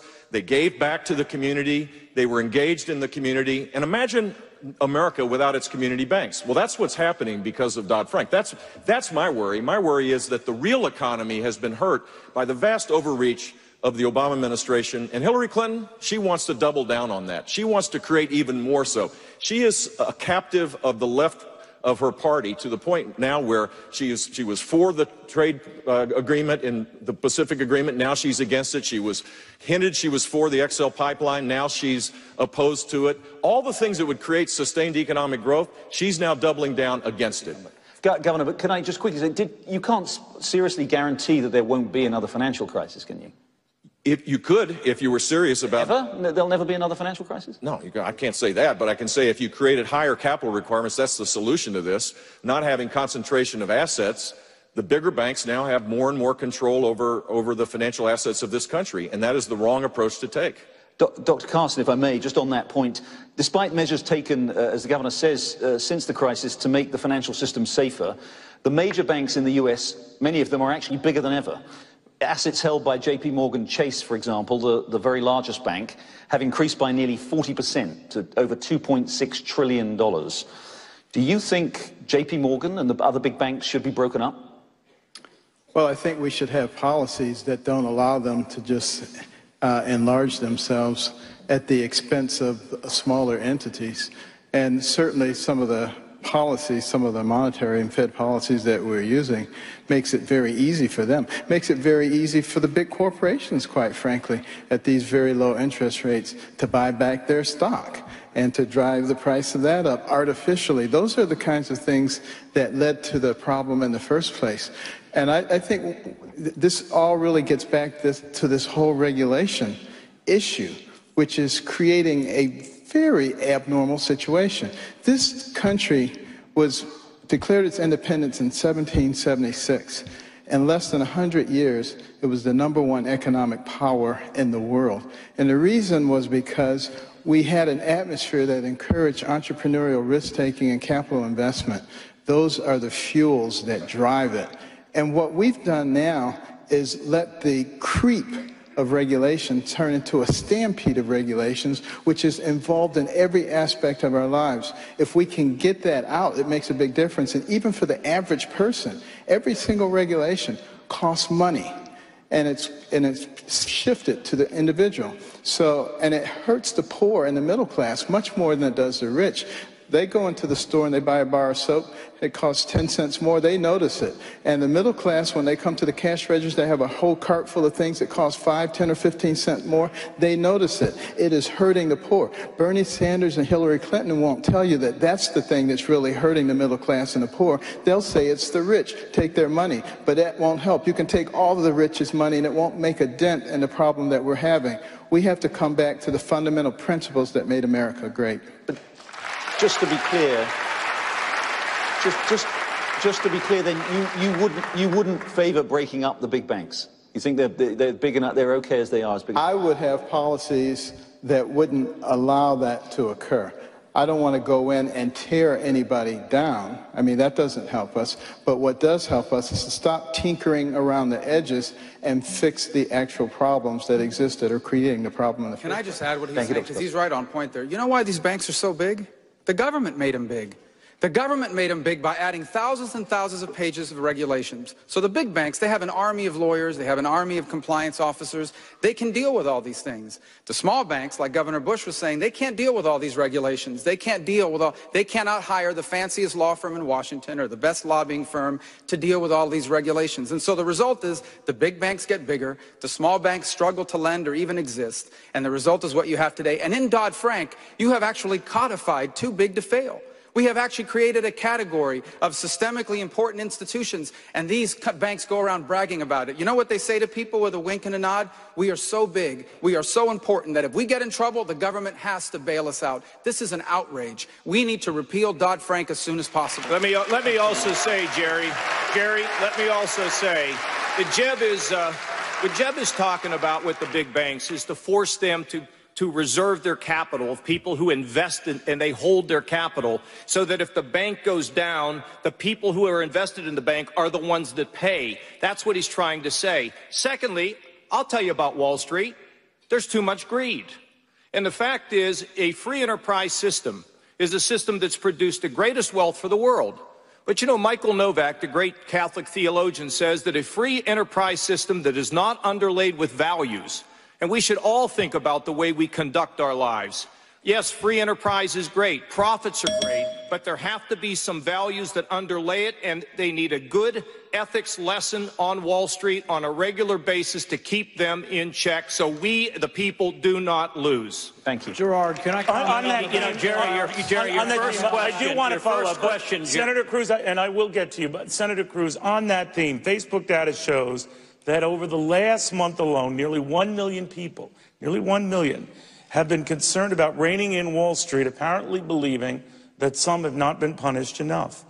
So as an accomplished litigator yourself and a former Solicitor General, would you go after the very people who believe and fear that Wall Street has ignored? In other words, the crooks that Bernie Sanders say have gotten away with a financial murder? Absolutely, yes. You know, I've spent much of my adult life enforcing the law and defending the Constitution. And the problem that underlies all of this is the cronyism and corruption of Washington. You know, the opening question Jerry asked, would you bail out the big banks again? Nobody gave you an answer to that. I'll give you an answer. Absolutely not. And what we have right now is we have Washington, as government gets bigger and bigger. You know, the biggest lie in all of Washington and in all of politics is that Republicans are the party of the rich. The truth is the rich do great with big government. They get in bed with big government. The big banks get bigger and bigger and bigger under Dodd-Frank, and community banks are going out of business. And by the way, the consequence of that is small businesses can't get business loans. And it is that fundamental corruption that is why 6 of the 10 wealthiest counties in America are in and around Washington, D.C. Now, let me give you a contrast to Washington cronyism. Some weeks ago, a woman named Sabina Loving testified at a hearing that I chaired in the Senate.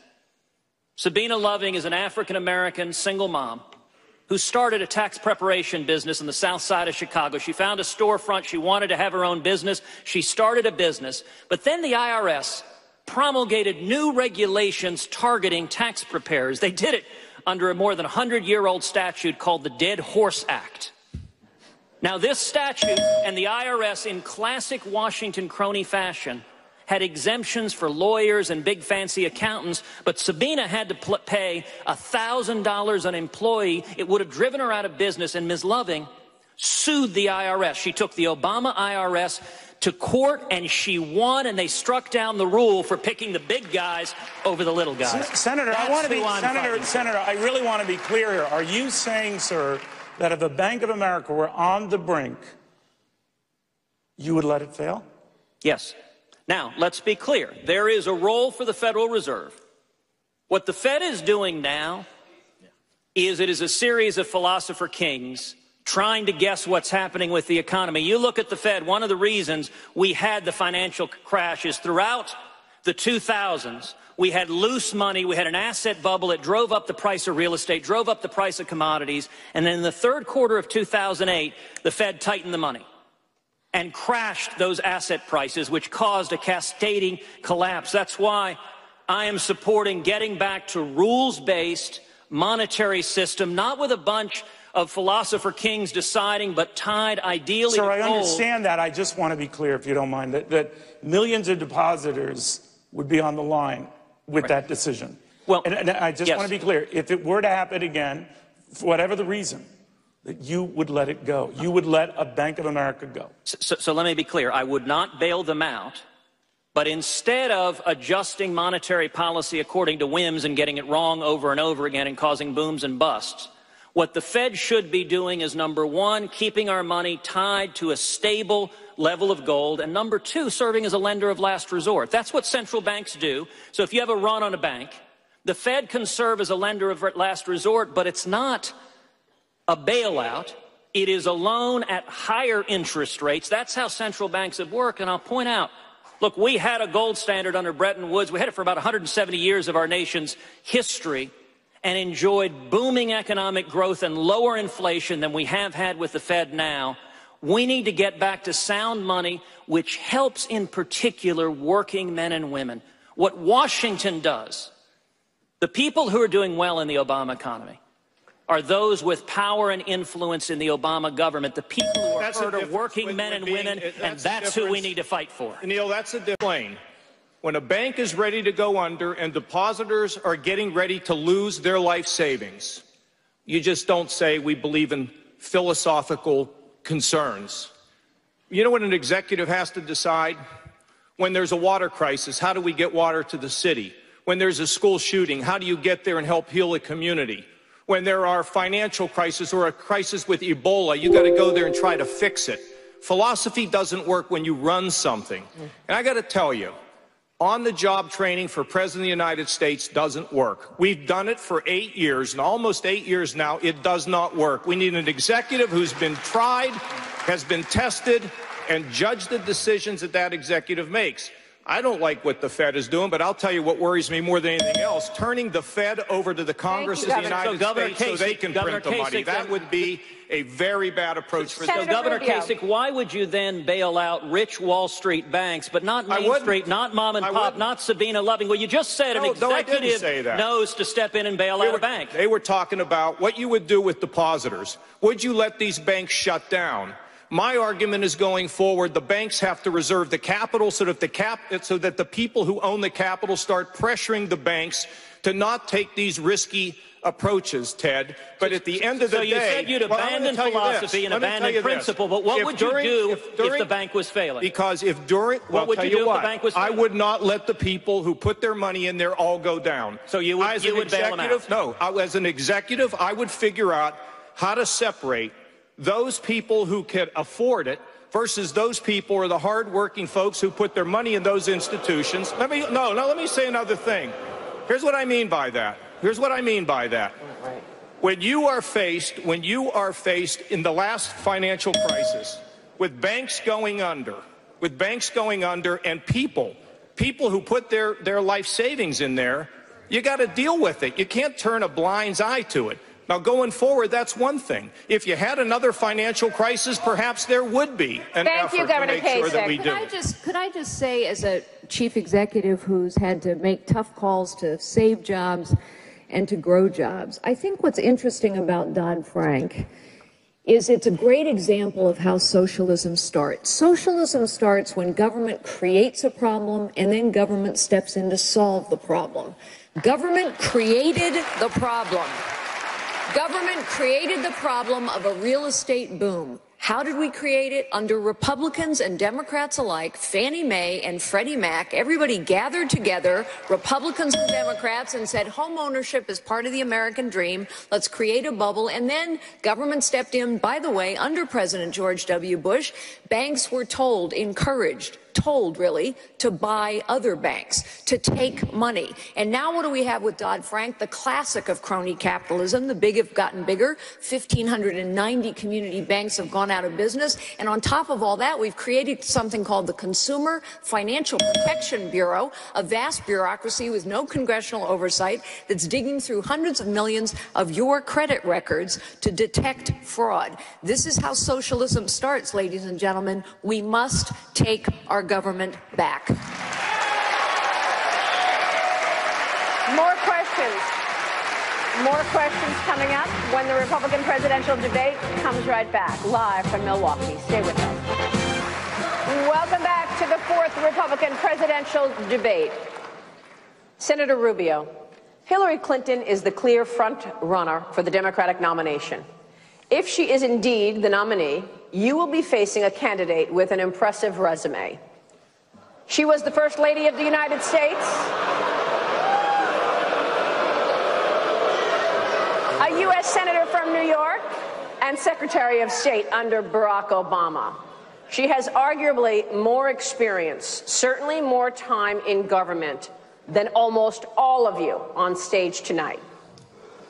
Why should the American people trust you to lead this country, even though she has been so much closer to the office? Well, that's a great question. And let me begin by answering it.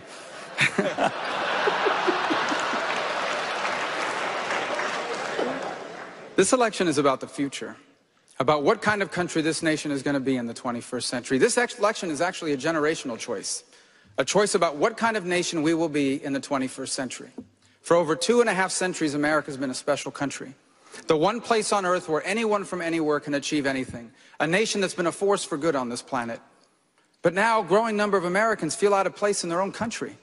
We have a society that stigmatizes those that hold cultural values that are traditional. We have a society where people, millions of people, are living paycheck to paycheck. They're working as hard as they ever have, but they're living paycheck to paycheck because the economy has changed underneath their feet.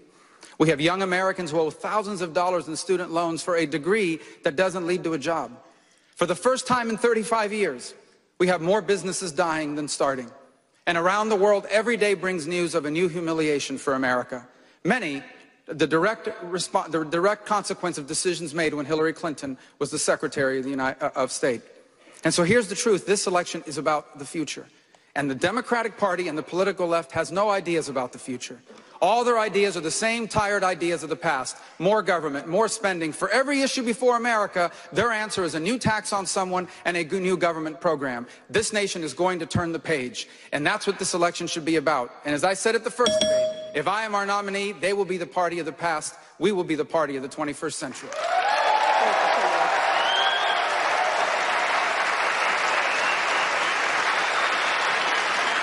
And Maria, I will note, she's got a lot of experience, but her policies have proven disastrous. If you look at foreign policy, every region on the world has gotten worse. Under her leadership, we abandoned the nation of Israel. Under her leadership, radical Islamic terrorism has been under the rise. Under her leadership and Obama's leadership, Iran is getting $100 billion and on the verge of getting a nuclear weapon. Everything she's put her hand to is touched.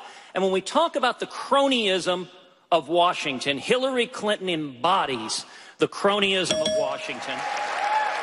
And I'll give you an example of that, which is the congressional exemption from Obamacare, which is fundamentally wrong. And I'll tell you this, if I'm elected president, I will veto any statute that exempts members of Congress. The law should apply evenly to every American. Thank you. All right, I think it's fair to say you're not fans of Hillary Clinton's resumes. All right, Mr. Trump. We are not. I had a feeling. As perhaps the most successful capitalist on this stage tonight, you've acknowledged that some give capitalism a bad name. You've been particularly critical of businesses that find all sorts of ways of paying their taxes by keeping money abroad. But your own plan includes an incentive to bring that more than $2 trillion home. Isn't that like a one-time bounty? No. Some of the guys you've all but called pirates, so they still keep the loot and pay only a small price to bring it back. Well, what's happening right now, Neil, is something that has not been a subject of conversation by politicians, as primarily the only politician, I guess, other than Carly on the stage. They haven't talked about a corporate inversion. Now, corporate inversion, companies are leaving. You know, we used to leave New York to go to Florida. We got better taxes. We got maybe something else. Now they're leaving the United States to go to other countries. They have trillions of dollars in those other countries. They're going for two reasons. They can't get their money back in.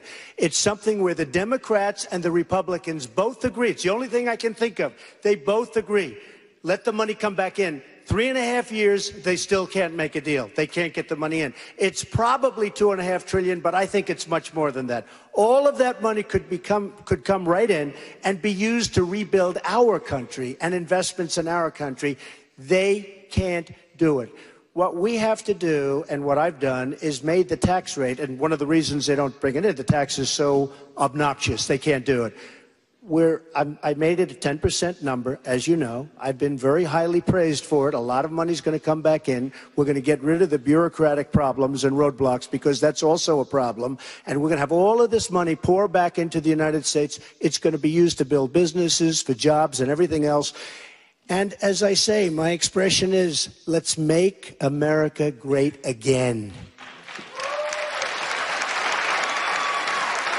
Senator Paul, you were one of 15 Republicans to vote for an amendment which states that human activity contributed to climate change. President Obama has announced an aggressive plan to cut carbon emissions. At the same time, energy production in America has boomed. Is it possible to continue this boom and move toward energy self-sufficiency while at the same time pursuing a meaningful climate change program? The first thing I would do as president is repeal the regulations that are hampering our energy that the president has put in place, including the Clean Power Act. While I do think man may have a role in our climate, I think nature also has a role. The planet's 4.5 billion years old. We've been through geologic age after geologic age. We've had times when the temperature's been warmer. We've had times when the temperature's been colder. We've had times when the carbon in the atmosphere has been higher. So I think we need to look before we leap. President's often fond of saying he wants a balanced solution. But really, we do need to balance both keeping the environment clean. We will have some rules for that. But we got to balance that with the economy. He's devastated my state. I say the president's not only destroying Kentucky, he's destroying the Democrat Party down there because nobody wants to associate with him. So what we really need is somebody that understands that we do need energy of all forms. And that means we will have solar and wind and hydro, but we will still have coal and we still will have natural gas. And we've got to have an all-of-the-above policy. But it would be a mistake to shut down all of our industries in the coal fields and shut down the coal-powered plants. If we did so, we're going to have a day where we wake up and some of our big cities are either very cold or very hot. So I think it's a big danger and we shouldn't do it. And what we should do is say we want all of the above. We want to free up the energy sector and let people produce, let them drill, let them explore. Maria, thank you, sir. Maria, critically, when it comes to climate change, we've had a 10% reduction in carbon emissions, and it isn't because of Solyndra. It isn't because of the central planners in Washington, D.C. It's because we've had a great American success story. The explosion of natural gas, taking two existing technologies and applying it through innovation has created lower carbon emissions, lower energy costs. 40% of all the economic activity in the age of Obama has come from the energy sector, and Hillary Clinton wants to suppress that. I think we ought to be expanding this. High growth is the path to lower carbon and more jobs. I know for a fact, as governor of the state of Florida, we created the largest land purchasing programs and environmental cleanup programs because we had a growing economy. Our revenues were growing at 4.4%. It allowed for resources to be able to protect the natural systems. We got to get to a conservation environmental policy that goes beyond just carbon. All right, I know you want to talk, and I know you want to talk, but we also promised to get people home tonight, and we are going to take a quick break here. I think it is fair to say at this juncture that you can discuss business issues and only business issues and still keep it interesting. Stick around for these candidates' closing statements. Republican presidential debate. And now, candidates, it's time for your closing statements. You get 30 seconds each. And Senator Paul, we will begin with you. We're the richest, freest, most humanitarian nation in the history of mankind. but we also borrow $1 million a minute. And the question I have for all Americans is, think about it. Can you be a fiscal conservative if you don't conserve all of the money? If you're a profligate spender and you spend money in an unlimited fashion for the military, is that a conservative notion? We have to be conservative with all spending, domestic spending and welfare spending. I'm the only fiscal conservative on the stage. Thank you, Senator. Governor Kasich. Well, ladies and gentlemen, if Hillary Clinton or Bernie Sanders were to win this election, my 16-year-olds, I worry about what their life is going to be like. You know, the conservative movement is all about opportunity. It is about lower taxes, it's about balanced budgets, it's about less regulation, and it's about sending power, money, and influence back to where we live so we can run America from the bottom up. In addition to that, once we have the power and the money and the influence with programs we shift out, then each of us have a responsibility to reach out and to rebuild our families, make them stronger, and connect our neighborhoods. All that together, wealth, connection, family, America's greatest days are ahead. We must win this election. Carly Fiorina. Imagine a Clinton presidency. Our military will continue to deteriorate. Our veterans will not be cared for. And no, Mrs. Clinton, that situation is not exaggerated. The rich will get richer. The poor will get poorer. The middle class will continue to get crushed. And as bad as that picture is, what's even worse is that a Clinton presidency will corrode the character of this nation. Why? Because of the Clinton way. Say whatever you have to, lie as long as you can get away with it. We must beat Hillary Clinton. Carly Fiorina can beat Hillary Clinton. I will beat Hillary Clinton. And under a President Fiorina, we will restore the character of this nation, the security of this nation, the prosperity of this nation, because as citizens, we will take our government back.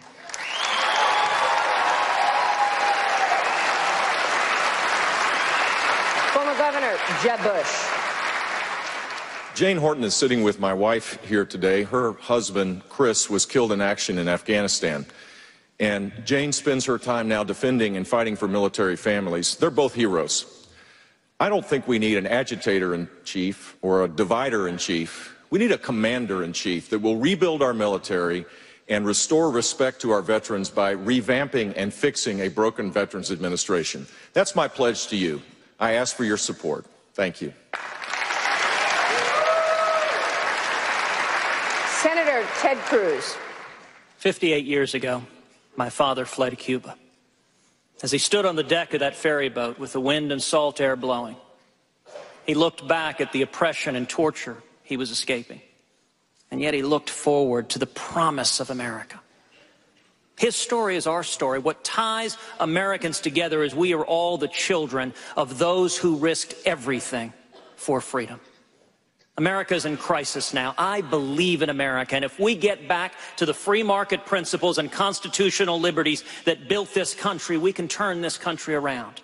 I believe that 2016 will be an election like 1980, that we will win by following Reagan's admonition to paint in bold colors, not pale pastels. We're building a grassroots army. I ask you to join us at tedcruz.org, and we the people can turn this nation around. Senator Marco Rubio. The story of America is an extraordinary story. It is the story of a nation that for over 2 centuries, each generation has left the next better off than themselves. But now, because Washington is out of touch, through the fault of both political parties, for the first time in our history, that is in doubt.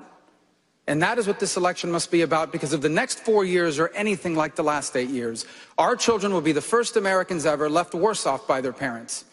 This election is about making a different choice, about applying our principles of limited government and free enterprise to the unique issues of our time. And if we do, we will not just save the American dream, we will expand it to reach more people and change more lives than ever before.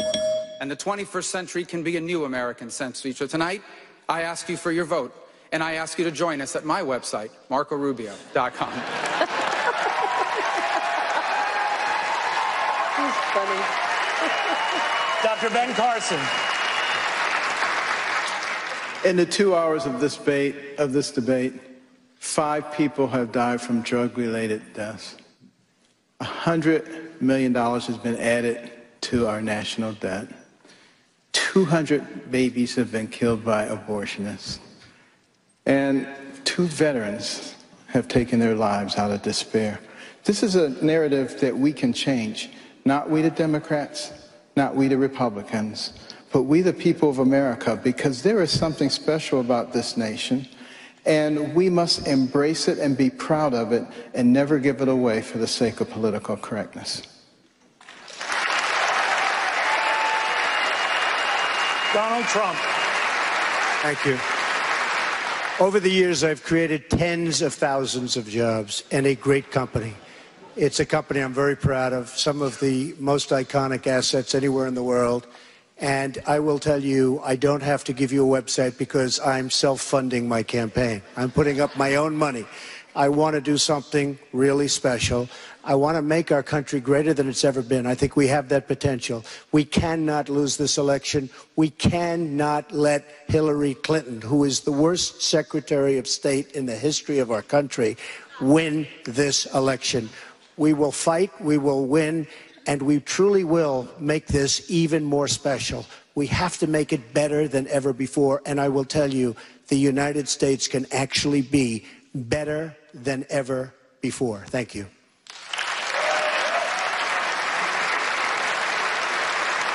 Candidates, we want to thank you all. We also appreciate your helping save time by talking over one another at times. That was welcome. Well, by all means, it was a very riveting debate. Business issues can be riveting because it wasn't about us. It's about them. Thank you. That'll do it. Thank you for joining us.